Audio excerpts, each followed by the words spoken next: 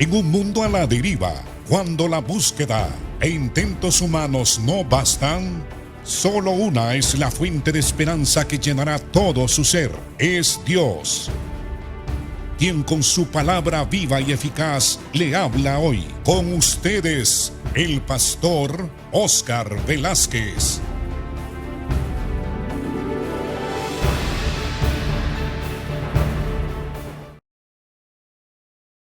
Dios les bendiga, amados hermanos, amigos. Es un privilegio para mí estar con ustedes para hablarles de la palabra del Señor y específicamente sobre este tema tan maravilloso del nacimiento y encarnación de Jesucristo.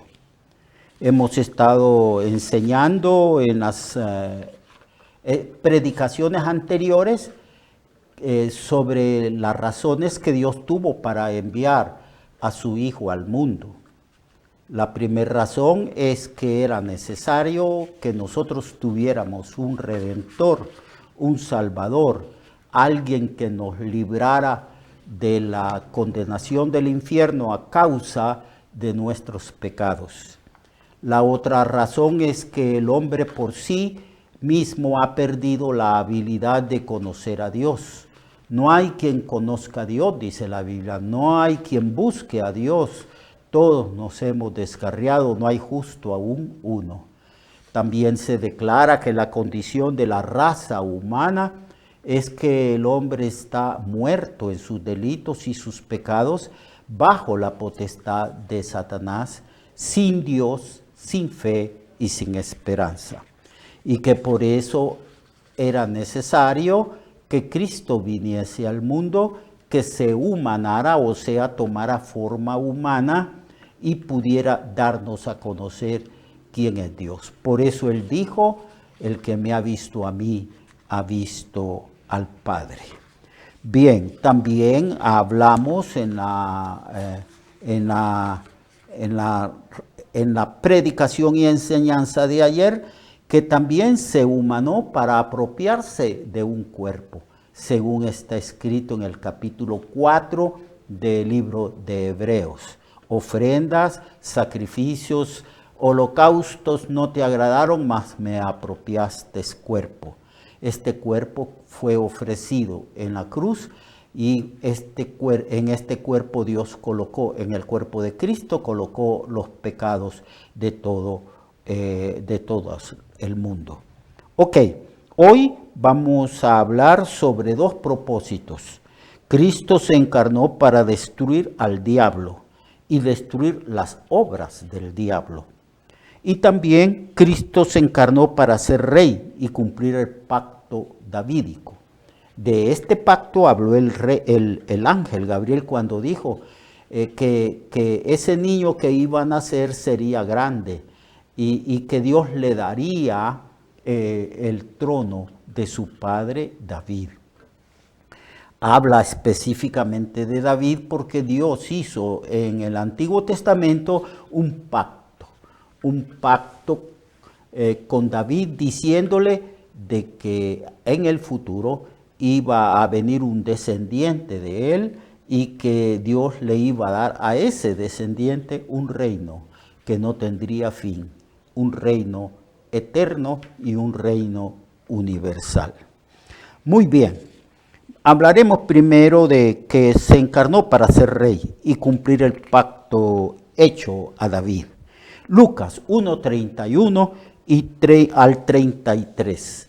Aquí están registradas las palabras del arcángel Gabriel que habló con María, con esa virgen, anunciándole que ella iba a tener un hijo.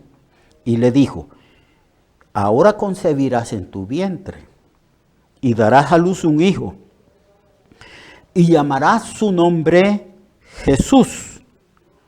Este será grande y será llamado Hijo del Altísimo, y el Señor Dios le dará el trono de David su padre y reinará sobre la casa de Jacob para siempre, y su reino no tendrá fin. En la primera venida Cristo, cuando se encarnó y vino, Él fue rechazado. Recuerdan que Cristo entró a Jerusalén, humilde, manso y humilde, montado en un pollino, hijo de asna. Y las gentes que creían en Él, la gente del pueblo, gritaba: Hosana, Hosana, bendito el que viene en el nombre del Señor. Y algunos se quitaban su manto y lo tiraban delante de la marcha de Jesús, y palmas y todo, y era maravilloso. Estaban recibiendo al rey. Pero ese rey fue rechazado por los gobernantes de Israel, que conspiraron para matarlo. Y en efecto, así sucedió, lo mataron.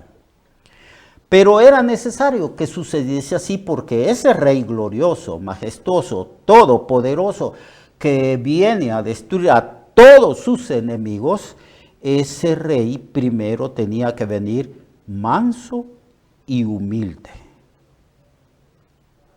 Porque venía en un estado de humillación, porque en su primera venida, cuando Él se encarnó, Él se encarnó, como ya dijimos en la predicación anterior, para ofrecer su cuerpo en un sacrificio en la cruz.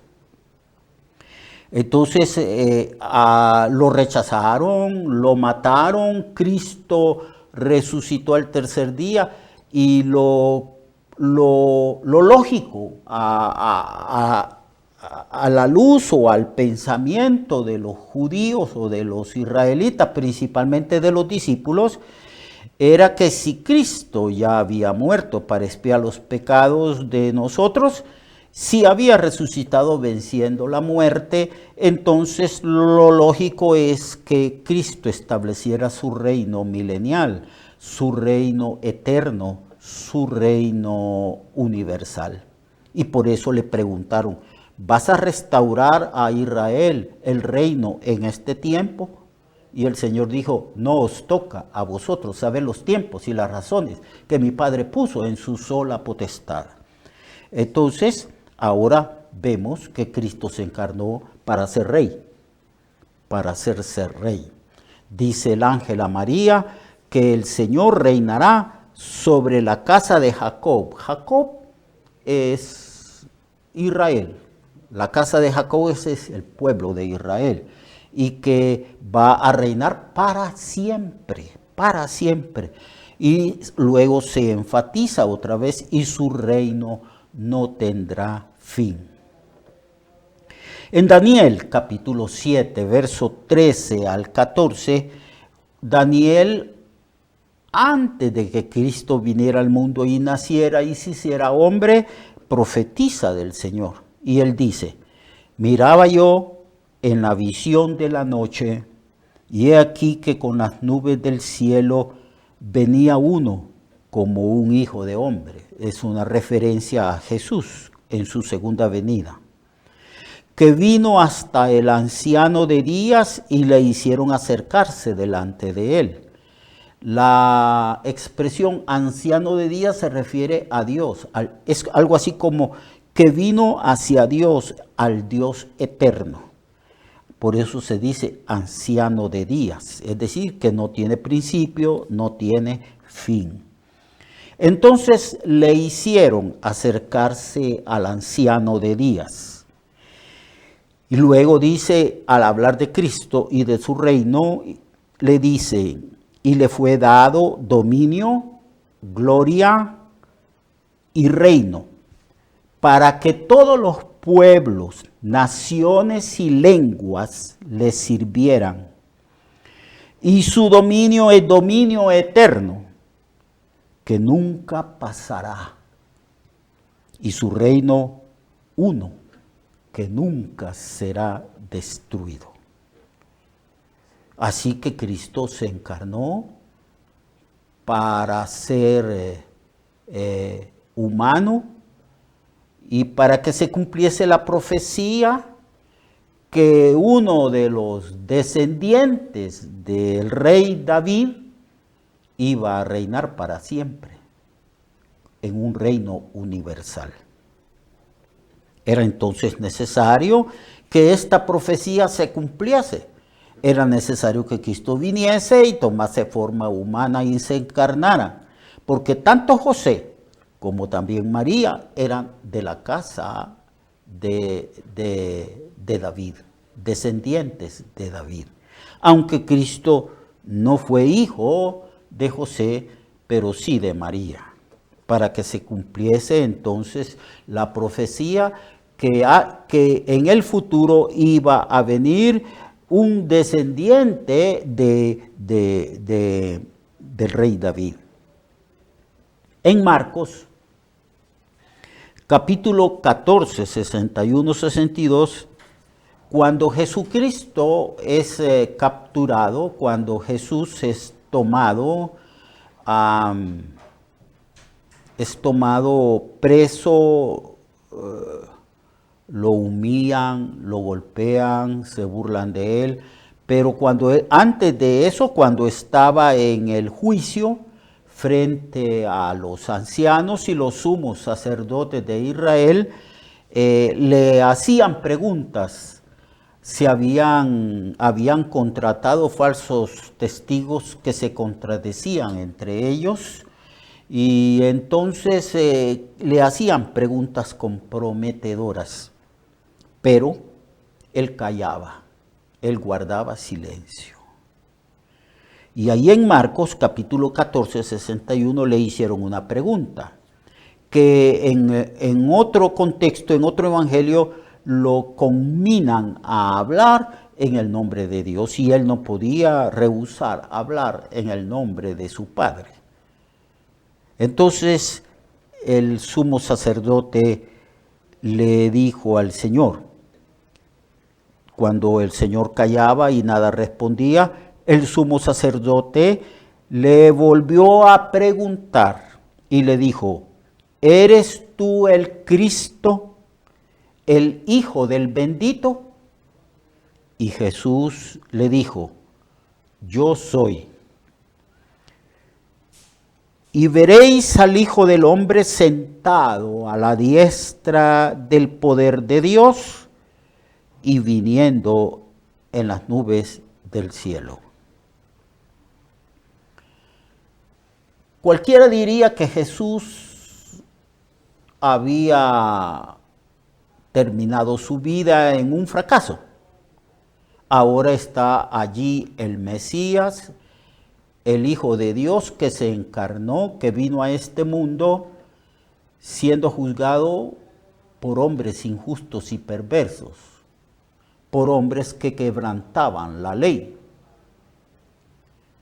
Y a Jesús le preguntan, ¿eres tú el Cristo, el Hijo del bendito, o sea, el Hijo de Dios?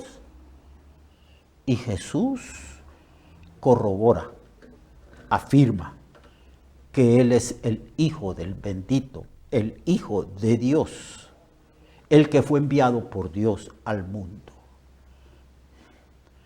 Pero como la primera venida de Cristo en su primera etapa era para morir por nosotros en la cruz como un cordero que quita el pecado del mundo, entonces era necesario que fuera condenado y muerto en la cruz. Pero Jesús proclama ciertamente que Él es el Mesías, Él es el Rey. ¿Eres tú el Cristo? O sea, ¿eres tú el Mesías, el Rey de Israel, el Hijo de Dios? Esa es la pregunta que le hacen. Entonces Jesús no solamente aclara que ciertamente Él es el Cristo, el Hijo de Dios, sino que también reafirma que Él va a reinar.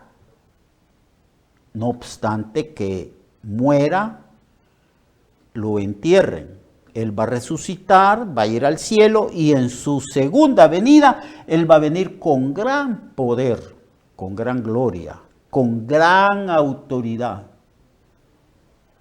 Y por eso Él proclama que Él es el Cristo, el Rey de Reyes y Señor de señores. Veréis al Hijo del Hombre sentado a la diestra del poder de Dios.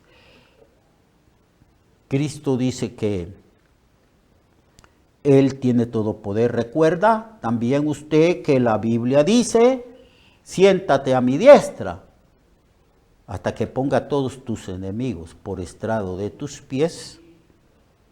Y entonces el Señor aquí dice, veréis al Hijo del Hombre sentado a la diestra del poder de Dios. Y el otro acontecimiento, y viniendo en las nubes del cielo, que se describe en Mateo 24 y también en Apocalipsis capítulo 19, 15, 16, que dice así: de su boca sale una espada aguda para herir con ella a las naciones, y Él las va a regir con vara de hierro, y Él pisa el lagar del vino del furor y de la ira del Dios Todopoderoso, y en su vestidura y en su mulo tiene escrito este nombre: Rey de Reyes, Señor de Señores.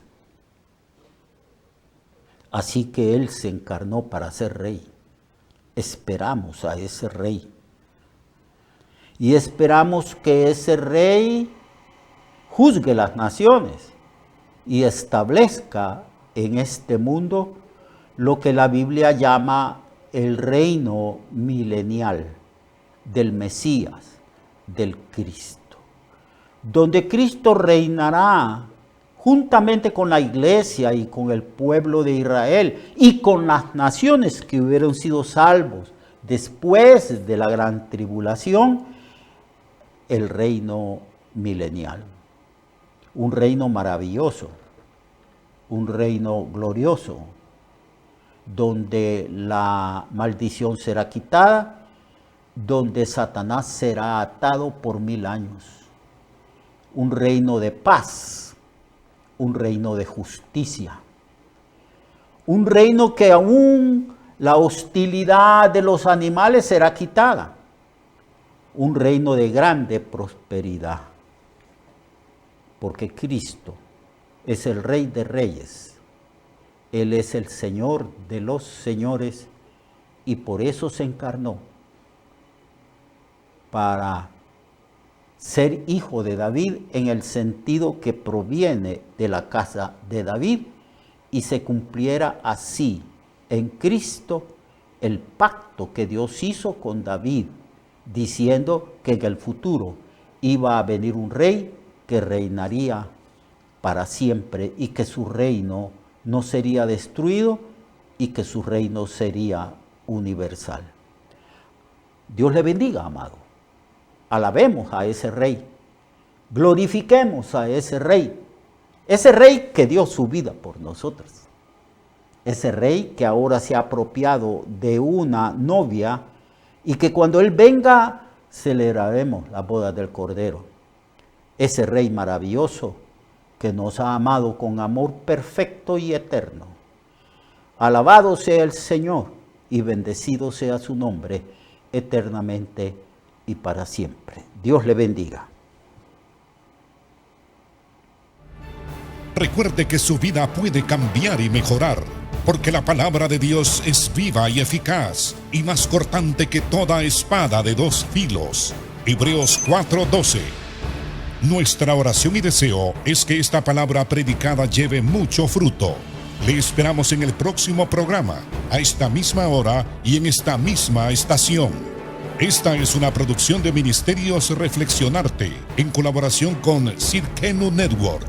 Sus comentarios son bienvenidos. Escríbanos al correo reflexionartehn@gmail.com o al 504-9802-6186. 504-9802-6186.